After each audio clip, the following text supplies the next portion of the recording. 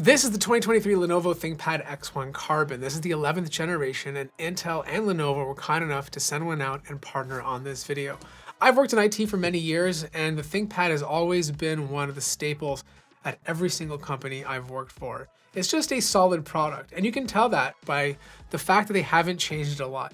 You know, when something gets very reliable, you don't want to kind of go too crazy because it could scare a lot of people. It's kind of like Porsche, right? Like when you buy a Porsche, kind of looks like the previous Porsche. They don't do any crazy drastic changes. They just make small iterative updates to improve the product. First and foremost, this is a laptop that is part of the Intel vPro platform, which means it comes with specific business features like equipping IT to better support and protect users from anywhere. It also integrates hardware-rooted technologies that help IT respond to threats, plus important features like all-day battery life, a fantastic webcam, and support for fast Wi-Fi. It's light at 2.48 pounds, so it's super easy to travel with, and the entire laptop is made out of magnesium, aluminum, and carbon fiber. Now, if you're buying this, the unboxing experience is not going to blow you away because Lenovo's trying to be more environmentally friendly. So in the box, you get the laptop itself, you have some paperwork, and you have a 65-watt charging brick. The overall feel of the laptop is super solid. Like I'm pushing down on this quite hard, and most other laptops this size would have a lot of flex. This has a little bit, which is standard, but it's not a lot. I will say though, because of the type of material they are using, you will get a lot of fingerprints on it. It's more of like a rubberized texture, so it's very susceptible to picking up your fingerprints, especially because it's a black laptop, you're just gonna see it.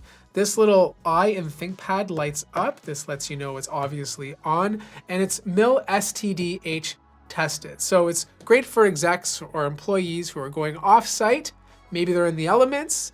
It's been tested for Arctic temperatures. It's a little bit more durable than your standard consumer notebook. One thing Lenovo has always done with their Carbon lineup is make sure that the user has enough ports. So for example, on the left-hand side, you have two Thunderbolt ports, Thunderbolt 4 rather, and one of them obviously acts as your charging input. You have a USB-A 3.2 Gen 1 port, HDMI 2.1, and then on the right-hand side, you have your Kensington lock, another USB-A port, and then your combo audio jack. Now you can easily open up this laptop with one hand. There's a little indent at the top to place your finger underneath. The hinge is absolutely solid. And this is important because this display can go 180 degrees or flat against the table. And why is that a big deal? Well, for one, it gives you more angles to play with. So depending on how you're sitting or standing, you have more options to move your display back or even forward. On top of that, some of you have actually told me you like placing your display flat against the table when you're at your desk setup, and then placing the display under your external monitor, and then using the trackpad and the keyboard of the laptop instead of using a third-party one. And look, I don't blame you, right? ThinkPads have always had fantastic keyboards. I personally prefer this keyboard over the MacBook Air or MacBook Pro. There's more actuation, it's a lot more clicky, the U-shaped keys just feel very comfortable to type on. It's just a really good typing experience. You have a bunch of macro keys at the top since this is productivity focused. You have a function key over here which you can bind to whatever you want. You can end and make a phone call, and of course you can even put it on airplane mode. But the track point is here, and I come from the generation of track points, and it has its advantages. Its advantages is that it doesn't break your workflow. And what I mean by that is if you're typing along, right? And let's say you want to quickly move the mouse, you don't have to break what you're doing and move your hand all the way down to the bottom.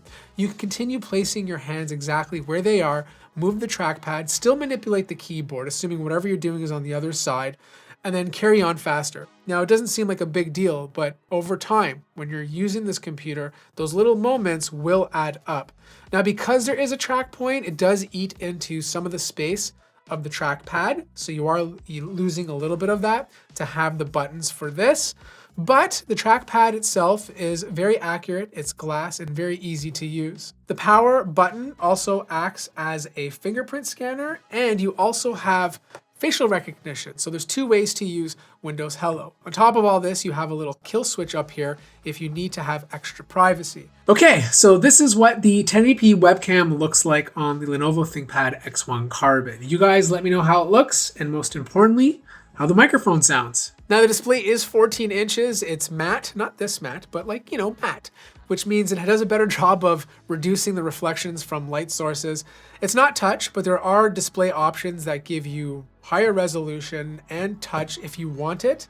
I think 1920 by 1200 is absolutely fine for a 14-inch display. It's small enough that you still get good pixel density. But look, it's color accurate.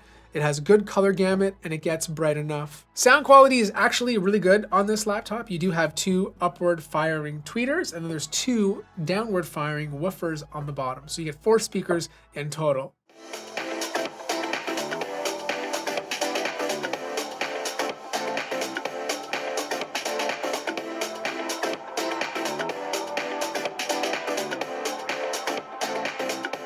So let's talk performance, and my specific unit comes with an Intel i7-1355U CPU, so 2 performance cores and 8 efficiency cores. It's paired with 32 gigabytes of DDR5 RAM, a 512 gigabyte NVMe SSD, and an integrated Intel Iris Xe GPU.